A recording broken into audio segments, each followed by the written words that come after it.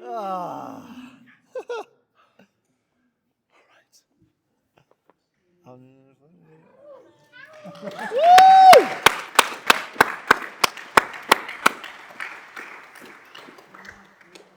Did you find that in the back room? Yeah, just the priest is naked in there.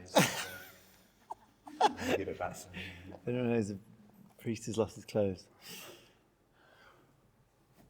I was going to put you in place. Nice bath. Can you put the bear in the middle? Yes. He needs to take centre attention. Beautiful man. Oh. The other way. I want to continue that applause and celebration for this man, because it's your birthday, because you've invited us all to this incredible venue at this incredible time, 4 years of completion of this endeavour.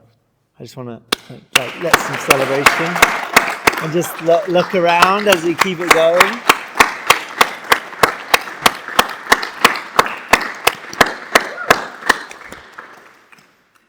Thank you and welcome to the Chris Geisler podcast, live audience, and to your graduation, the Barefoot service.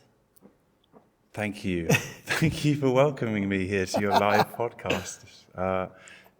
I'm really grateful that we're able to do this, that we can do this live and share, hopefully kind of just briefly dive into whatever it is you feel like might be of benefit to others in terms of the story or something, but I am totally open to this conversation. Yeah, thank you, man. Thank you for inviting me to invite you.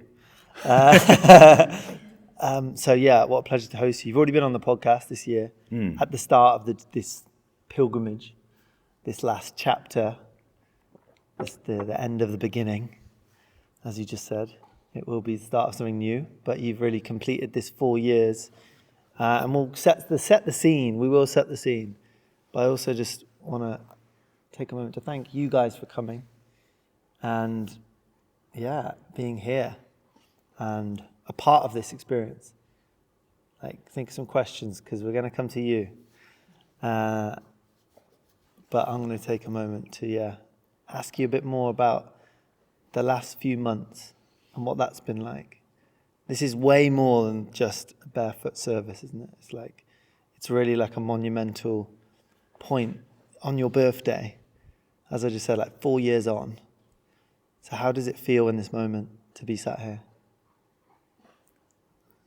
It feels like a narcissist's dream. That's what it feels like. Finally, of course. It feels very surreal. It feels really surreal. And that's where it's at the moment. It's just I think just being in the process is just allowing it to be what it wants to be tonight, just allowing the ritual to be, to allow it to play its function as ritual does, which is to help us integrate and be with change. So I feel that now, and just kind of, it's been a very scattered day. I've been running around and everything's been everywhere, and just to come here now, it feel present right now. It feels good. Yeah, beautiful. Yeah. I think that's what anyone gets when they do meet you. They get your presence. I think everyone in the room would agree. You have presence about you. It's like this whole journey has been about that, about understanding what it really means to be here now. Interesting. I've just come off the back of this pilgrimage. I feel like they're also getting BO and just a bit of a festy vibe as well. I've shaved my head, so maybe that takes the edge off, but I feel a little bit feral, so hopefully you get a bit. You don't look feral. I wish you looked a bit more feral, just to give us. Before I came, you asked me can just not shower. Don't shave, just walk through the doors. Barefoot. I was thinking that it's really hard to put myself in your shoes.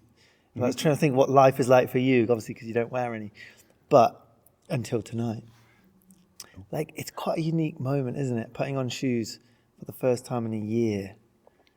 I'm excited for that moment. Let's set the scene. Give us some context. I want to talk about this journey of the last couple of months. How many days? How many days of the 57-day barefoot pilgrimage from Italy to the UK with my dog Thor, and camping along the way, staying in hotels when it's necessary, and as I mentioned I was going to say my eulogy, as I mentioned in the opening speech, I decided that I saw a space, and thanks to Natalie was a catalyst for this back in April, I believe it was. We were sat in a coffee shop in Portugal, and Natalie, I mentioned to her, like, oh yeah, well, I had this idea of doing a big pilgrimage whilst I was in my barefoot year, and she was like, well, do that. And I was like, well, yeah, I was thinking actually of doing one from Italy to the UK. She said, well, do that. That sounds great. I was like, oh yeah, should probably do that. So, and then I kind of just breathed into that, and when April I made that decision, May, June, July. As soon as June came around, and then it's end of June, where we met actually, that was when I started to prepare for this pilgrimage. I'd never done anything like this before in terms of physically. When we met, you were injured. I was injured, yeah, tendinitis in my You were going to Revitalise every single morning and evening.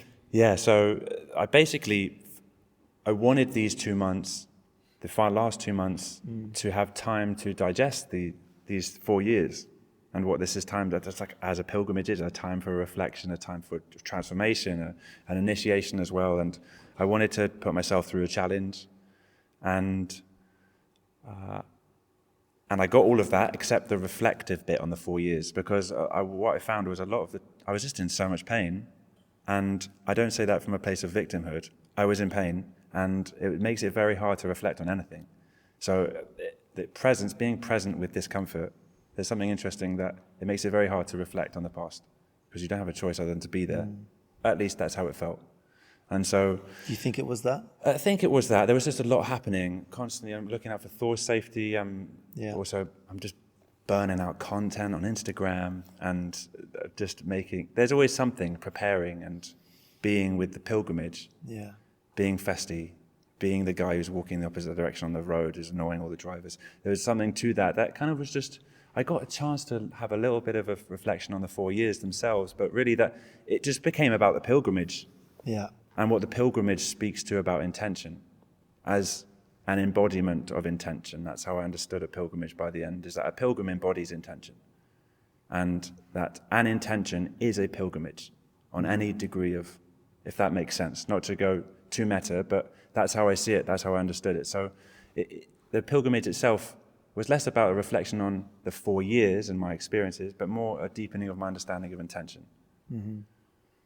So there was the pain daily, pretty much? Yes. Yeah. There's the pain, and then there's the resistance to the pain, which often creates an even bigger problem, or it just like there's more resistance there. So was that a thing? Because you had this opportunity to really reflect, to really like walk home these last 4 years, but you said you weren't able to do that. So was there resistance to that? Like, talk a bit about that relationship to like not actually it being the trip that you really set out to potentially be. Sisyphus needs a ball, he needs the rock. And so that was just a necessary part. And so one of the key features of intention that I've noticed is that there's no intention without tension. There's no purpose in life without stress. And to think that... Say that again? There's no purpose without stress. Mm-hmm. Fundamentally, there's no intention without attention. Attention, you have to pay attention. There's a cost to living with intention. You have to pay up. You've got to give your attention to it. And with that comes yes, there's resistance. And that's where you have to make a decision. Are you going to stop? Are you going to keep going? And I got to make that every day. And I got to wrap the challenge, the tension, and give it meaning and keep moving. And that was me learning to alchemize in some respect, and to live and to move with intent, if that makes sense. It does. I want to go into this a little bit more. So there is a window though, right, where tension is necessary for the intention to happen and for growth to happen, purpose to happen. But to go into that, when does that tension become overwhelm and disconnect and just like inability to show up to the walk? Totally. Let's say. Yeah, that's one of the key features. Key features, as if everyone is the truth for everyone. It's what I've noticed. I should say. I want to caveat everything I'm saying. What I've noticed in my experience and my understanding of intention is that it is a boundary. When we set an intention, we're setting a boundary. And so that boundary comes with needing to know oneself. We need to know what our limitations are. And there's something about meeting those limitations through challenge. And so I've broken my boundaries and the boundaries of others, I'm sad to say, many times in my life. And so, that's where we sometimes learn in the overwhelm. Sometimes we have to learn in the burnout. Oh yeah, I'm doing something. It's maybe not my job or the world around me. It might just be my decisions that I'm not putting into place. I need to say no. And so intention is, when we set an intention, what I've noticed is that it creates a boundary. There's a line. We create a wall around the garden. Within it is a yes. Outside of that is no. And knowing how to stay within the garden, to be creative and be safe, but also and to express. But sometimes it's great to escape the garden and to explore. And that's sometimes the call to adventure, and that's necessary. So I'm not here to say this is right or wrong or good or bad about boundaries or pain, discomfort. That's not what I'm talking about. I'm just noticing how intention behaves. That's why it's so attractive to me, the concept and the framing of it. So to use that analogy, what example could you give us, a tangible situation along this journey from Italy to here that you really had to lean into that, or really gravel. So I was following the Via Francigena. This is a pilgrimage route. It's been walked on for over 1,000 years. It's wild. It's a very profound experience walking along this route. Just as a human strolling along. And a lot of it, because it's so old, a lot of it is gravel. And a lot of it is track and gnarly. And that takes its toll. And so it took its toll a few times. So myself and Thor, and I set my intention to ensure Thor's safety, and I saw him hobbling. And so that was like, oh, okay, this is not to stay on the Via Francigena and be on this pilgrimage. Okay, I need to adapt. I need to listen to that. And so we started walking and following more of roads and pavements on a conventional setting, following Google Maps. And so veered away from the Via Francigena routes and kind of were weaving our way along. And I was like, okay, it's okay. I'm walking from a country to another country. I don't have to follow this pilgrimage route. There's another, just so remaining flexible within that was an example. And that felt good to know okay, this is my limit. I don't need to be on gravel to toughen up my calluses and to get stronger feet and to get them I didn't need to do that. So, it was just giving myself permission to. Yeah. Would a previous version of you done that? The previous version did do that, when at the start of the year, Barefoot year, this time last year in October. This time last year, on this day, Alex and Eric, who I've been filming with, who are going to share a teaser after this, they came and joined me. They flew from Germany to watch me take my shoes off, and they filmed that they filmed that. Didn't they fly from Germany today to watch you put your shoes on? And yeah, exactly. Yes, they have. So it's all about shoes and feet. So Germans, what are you going to do? They love a fetish. So whilst they were filming me, we walked into the village. I think it was on my birthday morning, and there's a gravel track out of my mum's house. You come down onto the track, and I was walking on it intentionally, now we're in this warrior, go, and just wanting to put myself through that, and felt like this was it. This is, just breathe through it. It's all good, and that has just drastically changed what it means to live within my boundary. And to know when to give it a rest, and where's enough, and to also fundamentally be patient. I don't need to be patient. What was the toughest point of the whole journey? Of the whole year? No, just the pilgrimage. Yeah, it's very fresh.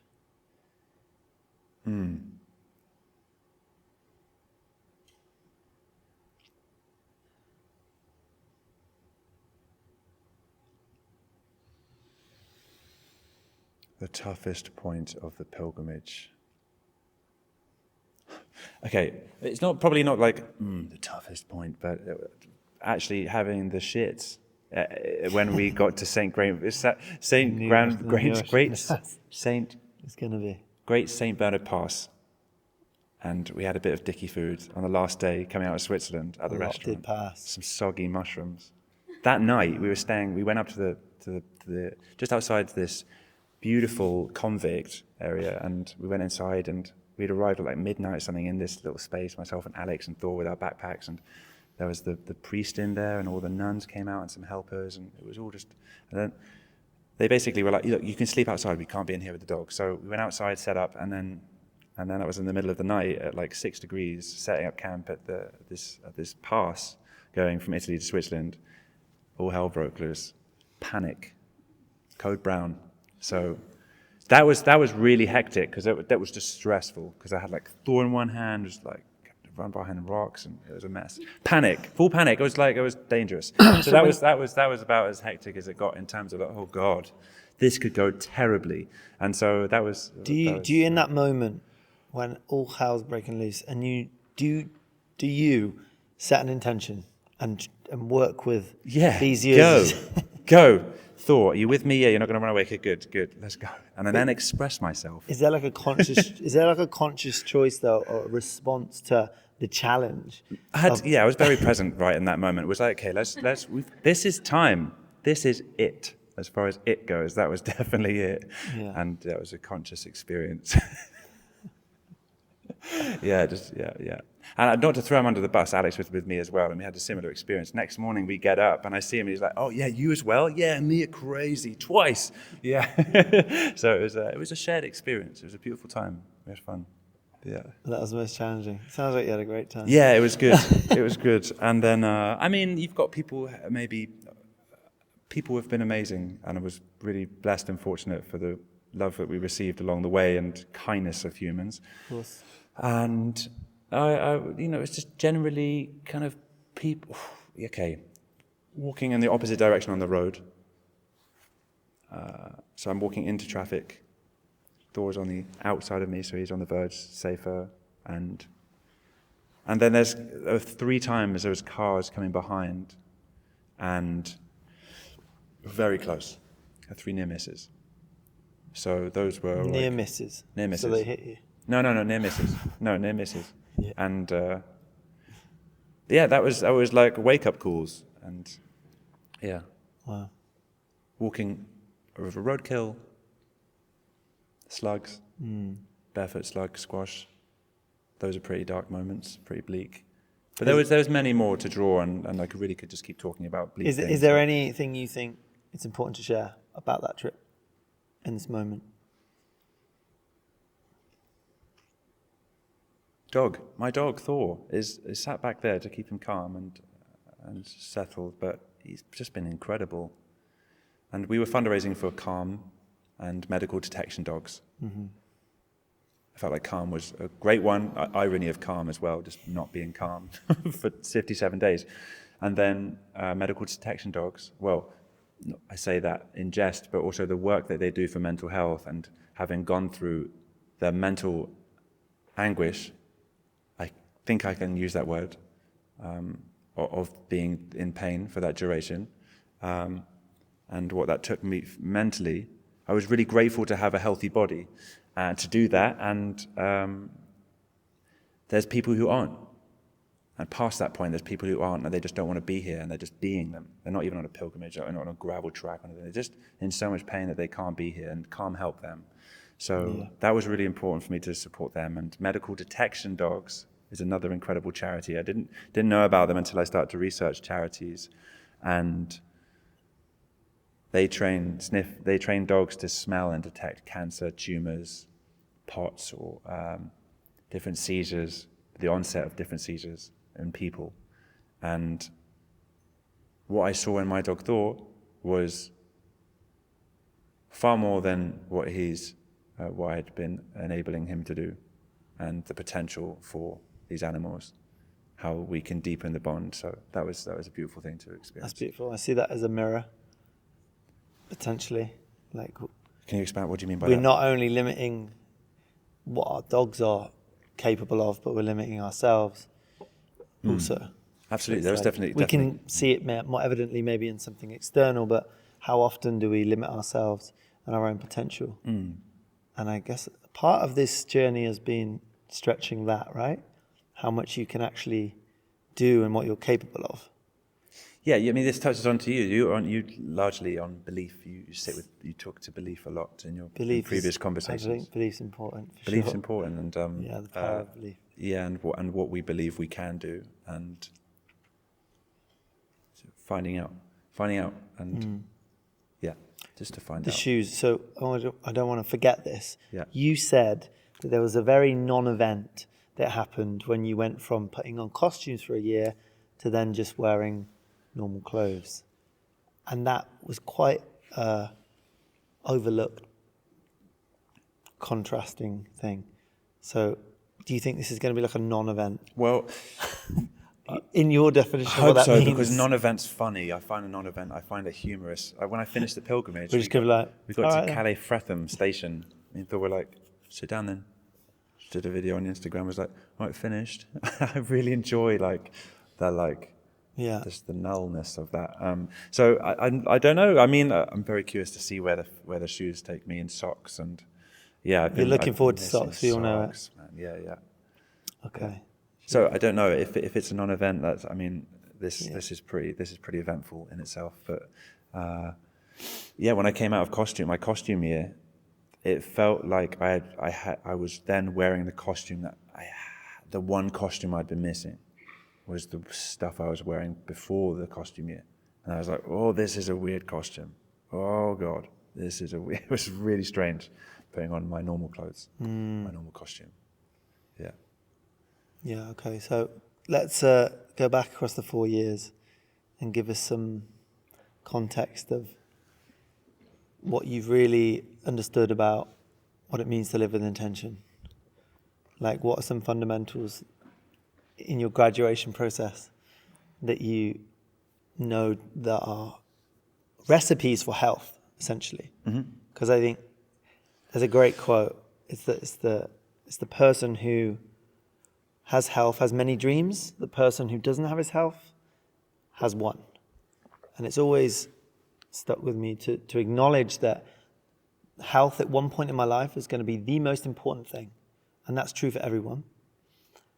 And I see your journey as that. It's like, how do we come into more alignment and more integrity with ourselves? And in your hatching and birthing this like quadrant of what it means to live well, essentially. You can fill in the rest. What else is there to mention in this process? Well, And of course, there's a lot, and I know you're still close. Maybe we can play just a mental imagination game. Let's do that. There's an arrow. Okay, there's an arrow in front of you, and it can be an arrow from a bow and arrow. Okay. Should we close down our eyes? We can close our eyes, and we've got an arrow in front of us, and you can just snap it. It's got a pointy end. There's a point to an arrow, and so you snap off the end. Okay, turn that arrow pointing up. The end of the arrowhead. You're going to point that upwards, and so then what we have is a 2D pyramid essentially, and we can open our eyes if you want to.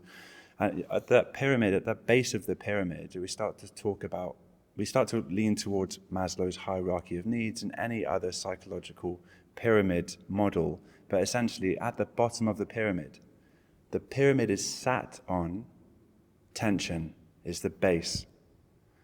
And on top of tension, the base of the first layer of this pyramid is listening, is the fundamental aspect of intention, is to listen. And to listen to tension. That tension, when we listen to it, then we are able to express it. We play, we act out, and so that turns into playing. So we have the first layer of this pyramid is to listen. The second layer is to play. The third layer is to love, and is about the impact our behavior, or how we act out, how we play in the world affects community and connections and the relationship with ourselves and others. So to listen is the third aspect of this hierarchy, this pyramid. And at the top is empowerment, and it points to empower. And the point here is at the top, that's pointing to intent. It points to it. Intention, it at the top. This arrow is pointing to intention. So the base it sits on is tension, and it's pointing to intention. And the only way to get to intention is to listen, to play, to love, and to empower. And the hardest part of this, you can open your eyes if you want to, the hardest part of this, my understanding, is that empowerment is hard. It's hard to live with intention because empowerment, to be empowered, is uncomfortable. Actually, any stage of this, listening is uncomfortable because we have to listen to tension. Tension can be, on any degree, uncomfortable, and it scales. And so does playing. Playing means vulnerable. We have to act and behave in a certain way, expressing ourselves as vulnerable. We put ourselves out there. And to love, that means it's to be seen and to be heard and to connect. That's also more vulnerability. And essentially we get to this point at the tip of the berg, this tip of the pyramid, empowerment. Fundamentally, empowerment is about authenticity. And when we get to authenticity, living authentically, there's very few people who do it because it's the hardest thing to do, because it's the most uncomfortable experience in the human experience. In my opinion, is that actually that authentic ownership of intention and intention is the authentic expression of an individual. And that is very uncomfortable. That is the point of intent. And that is the point of the arrow when we turn it back. This is the arrow of intention. It's about taking direction. And when we set an intention, we're shooting that arrow. We're firing that. And that's on us to do. And that all of that is a lovely game and gimmick, or it's a lovely tool or visual, maybe for some, but fundamentally, just living with intention means to say, what do you want? And ask why. Why? Okay, why am I here? What's behind the thing, or behind my behavior? What's behind that behavior? And just to get into the state of what tension's present. Where does this want to go? Where do I want it to go? And what the impact is. So essentially it's pointing to something. Intention fundamentally is like, what's the point? What is the point? What is the point? And if we don't know, then someone's going to point for us. That's a problem. Because then we have lost the point altogether. It starts to go the other direction. This pyramid points up, starts to point down. Becomes a downward spiral. Instead of a spiral up to inspiration, it becomes a downward spiral, and that's when we get that's when we move into nihilism and multiplicity and fragmentation. One is going up to integration, the other comes down to disintegration. Neither are good or bad. But what I'm saying here is that this upward trajectory starts by owning tension, by listening. What is my tension? Not anyone else's. What's present for me in my body? And that's where it comes to health, is that intention is to think of this as an abstract notion as much as it is abstract. Intention is physiological, it's a psychophysiological function and a part of the human experience on a biological level and through the nervous system and how that affects perception. So how we see the world it really comes down to the question, well, not even the question, it's a relationship. Intention is a relationship. I actually did a tour in my second year. At the beginning of the second year, dressed as a bear around England. For a week I drove around in my car with Thor, and I was doing street interviews, different cities around the UK, and I was asking people, what is health? What is health? What does health mean to you? And there's no one answer. There's just a smorgasbord of different answers. And for me, I was asking because I wanted to know. I was like, what is it? I don't even know what health is. Sometimes there's people are like, yeah, it's when you're happy and you're well. Okay, what is well? What's happy? Who's defining these things? And then I was like, okay, it fundamentally comes down to the relationship we have with tension. How we relate to stress, how we relate to tension is where we start to really come into touch with who we are as individuals. And until we can do that, it's very hard just to continue this monologue or to wrap it up. Get your questions ready. It's very hard to point at something as a collective and have cohesion when we can't even point ourselves. And that's a problem, because when we stop pointing together, and that's where community is, that's where society is, culture is formed, and that is, to me now, is a problem. We're not pointing together. And this is why I think intention's so important now, is we have to own our own intentions so we can learn to point. And then maybe we can learn to point together at something that is beyond us, to a greater it at play, whatever it is. And I'm not saying this is good or bad or right or wrong. I'm just saying that that seems to make sense. Otherwise, we're going to continue to fragment. That's not great. More cohesion, not less. More integration, socially, not less. That fundamentally comes down to living with intention. And like I said, this started in a gym and has now ended up in a church. And there's something to be said about religions and spiritual practices that bring people together. Yeah, there's a collective element to this, which... And I'm not just to caveat this, like, I'm not saying that this is the factor of religion or anything like that. But there has to be something central to point at together. Because everyone's pointing in different directions. I don't think we can see each other very well right now.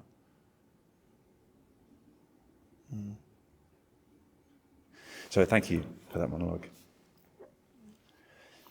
Yeah, as I said, I think get your questions ready.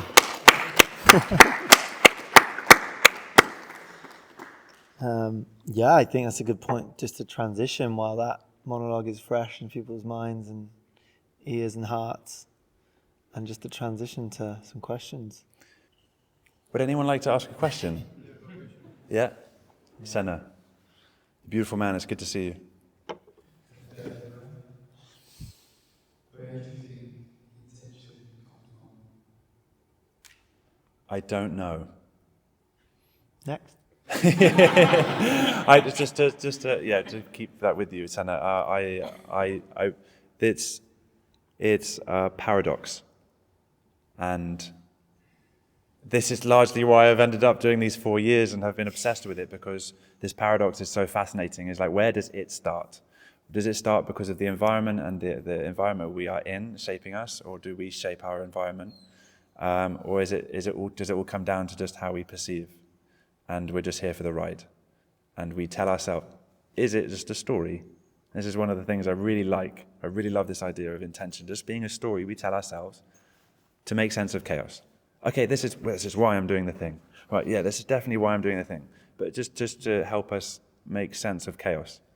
I really don't know, and a part of my book will be in explaining, looking at the different ways that I've been looking at intention and what it's taught me about those things and how I see it play out.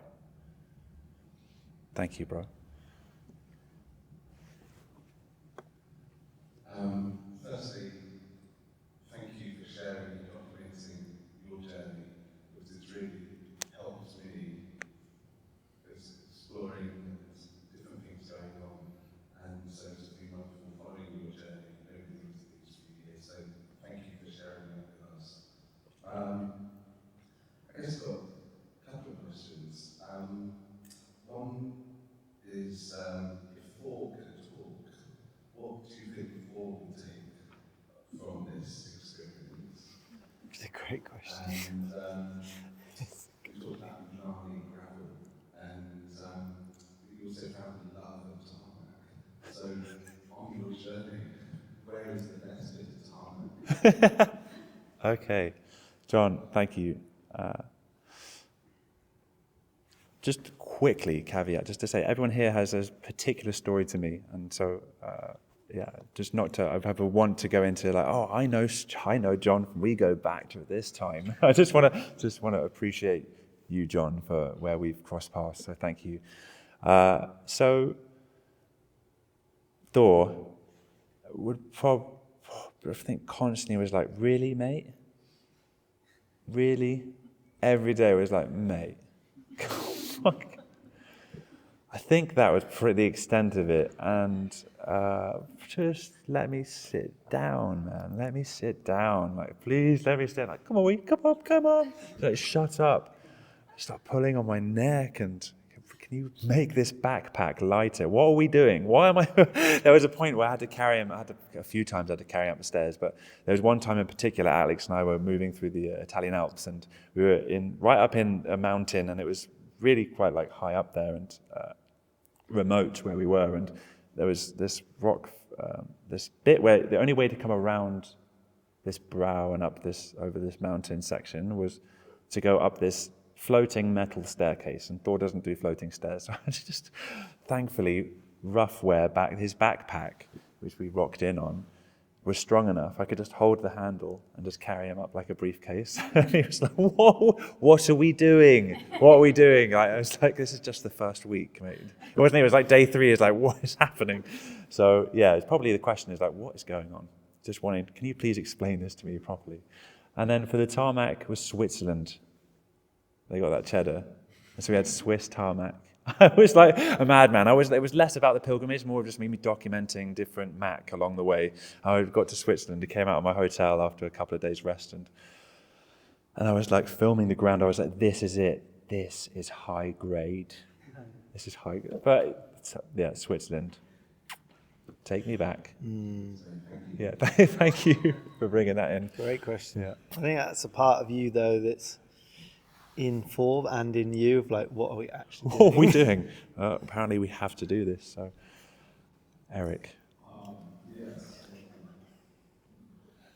After you look 40 years, each year is different. Curious what your relationship and what your perception of time was during each year. Years that just went really slow, years that went really fast. Did you take that into account while you're doing these 40 years? How is the relationship with time in this challenging year? There's 2 things to speak to this. My mum, just about 6 months before I went into my silence, I had announced it I think I announced it about 10 months before I was going to go into my vow of silence. And she asked me, why? You're not going to talk again? You're going to do, why? Just why? Like, what are you doing? And then I said to her, I was like, she was very understanding. I said to her, I was like, I want to remember when I'm her age, this time in my life. And it's going to go quickly. And so I wanted to remember it. Just want to remember this time. And so I went into it knowing it was going to go quick. Or try, at least just trusting it was going to go quick. It flies. So that was one thing, was just embracing like, okay, let's make the most of this, going into it. And I think that I feel like that want in me played out in how much I lent into all the areas as much as possible. And in terms of the time itself through the experience, if anyone's familiar with, maybe you don't need to be familiar with only the psychedelic experience in any form, whether it's psilocybin or ayahuasca or other things like that, which I have had enough experience of and with to say that time starts to twist, distort, stretch, shorten, and that has been largely my experience, is that it's been very distorted and twisted and stretched and sped up in points and slowed down in points. And during my vow of silence, it was very psychedelic. And I don't think that was just idea of like a point of reference. Oh yeah, this is like psychedelics. I think this is a psychedelic experience neurologically. I think this is happening. My brain is actually having this experience akin to psychedelics because I think intention is the psychedelic. And I think that is missed. It's not taking, I just want to say a side note, it's not taking the psychedelics. It's the intention that we go into the experience, the challenge with.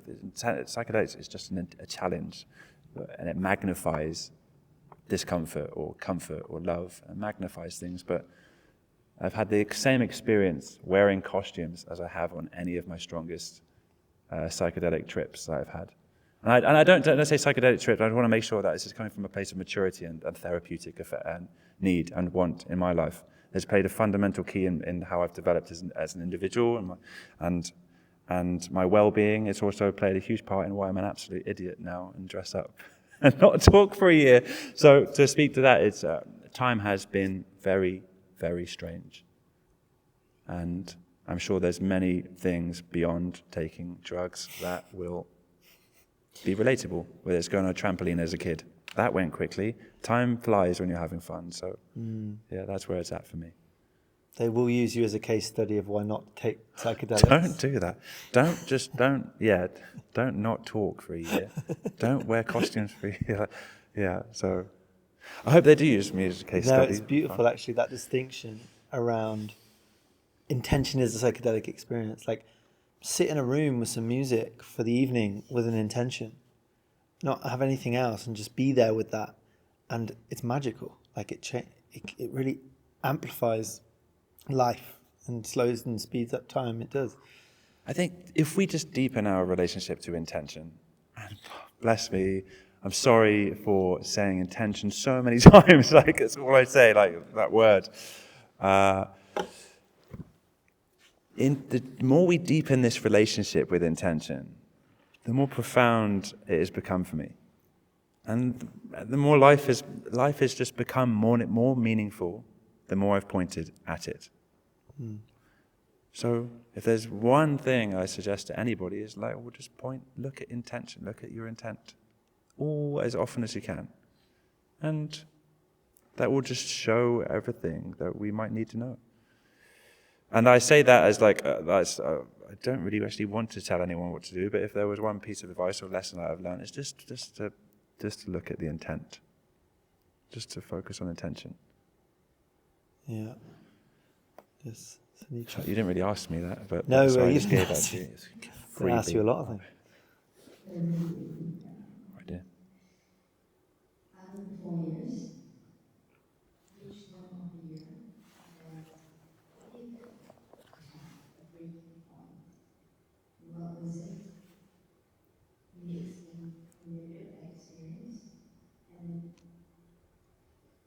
what did you feel you needed to give up, and what got you through it? What was the second question, sorry? Most challenging moment. Yeah. Okay. What got you through it? Okay, I'll answer the second one first. I never wanted to give up because I didn't feel like I could. I didn't feel like this was a choice. As much as I felt like... But isn't choice a big part of intention? Well, this is the thing with alignment. At first it can feel like the choice, that is the dividing point, but I think the more I've developed my relationship to intention and the more I've integrated through this experience, the more it just feels like I have to. Like, that I don't have a choice. That's how it feels. That's how it feels for me. And again, I ask myself this is something I've torn apart and will go into in my book and other things, is free will and determinism. And do we have free will? Is intention chosen, or is it something we're just here for the ride for, as I spoke to with Senna? Do we choose this, or are we just watching this happen? Is the intention the story we just tell ourselves of what is happening already? Or are we creating the happening by saying that I'm choosing this and it happens as a result? So this paradox, this relationship is fascinating to me. This is one of the things why I'm so intrigued by it, is like, it has so many facets and directions, and just to speak to choice, it's like, I don't know. And maybe it's both. Yeah, that's the next 4 years, I think. But yes, just to answer Sunita's question. So costume year. Year 2, the year of fancy dress, wearing costumes every day in public. I had a handful of... Throughout these 4 years, I've had a handful of real severe breakdowns, and I've kept them to myself largely, and, well, at least I think anyway, probably not. Sorry. My identity, I've had a handful of identity collapses, and I don't say that lightly. I really just didn't know who I was, and that happened in the second year specifically. When I hadn't really processed coming out of the vow of silence. I was on this momentum, did a tour around the UK with Bearcost. I was in this, and then that was in October 2022, and then a few months later, I found myself on lands, where were we?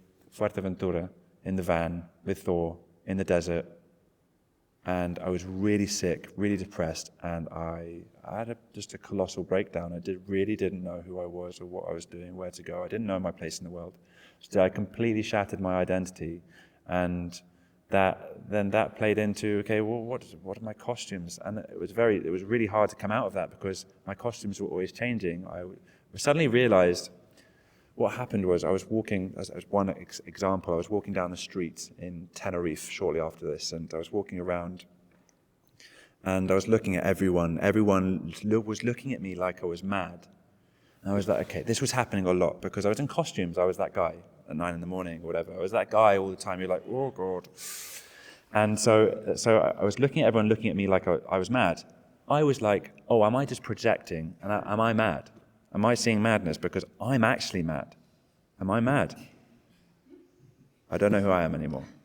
Am I? And I had to get this moment, I had to reach that point to be like, oh, I'm not my clothes. Okay, I'm not my costume. And so it was like a step back and be like, okay, I've got to remember I'm not my costume. And I can break through that madness if I just remember that. I'm not my clothes. And it's not my identity, it's my clothing. And as much as it's an expression of who I am, it can't be who I am. So because otherwise everyone's going to think I'm mad and I'm stuck in that loop. So I had to come out of that with like, okay, I'm not my costume. My intention is to play, and I'm going to engage and express that to other people. And we started to soften. And that around that time was when I met Hometown and Alex and Eric, and we started to make the film. And she started to soften into the play, and I started to rebuild this sense of self. And so that was a really intense time. So yeah, hopefully that answers all 3 questions. Grazie. Okay. And it's Thank you. funny now, but for someone to go through that on their own is not funny. It wasn't funny. It was funny because I was dressed as a clown or a jester. So there's an irony to it. It's hilarious. There's an irony now. The pain.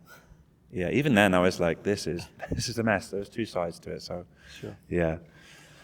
Yes. We'll take 2 more questions, I think. Or just... Okay, we're going to have to move on. I think Okay. there's a time frame. Yeah, we're going to keep it rolling into... We're going to have to move on. We'll come back into the questions after the teaser. All good. Yeah, okay, Lush. Enjoying these questions. I know. I could be here, but we've got to stick to some time frame. Okay, so... Yeah, beautiful. Thank you so much Thank for you so coming on the much. podcast and being here. Let's give me a round. Okay, thank you. Woo! Thank you, bro. Thank you for that. Love you, man.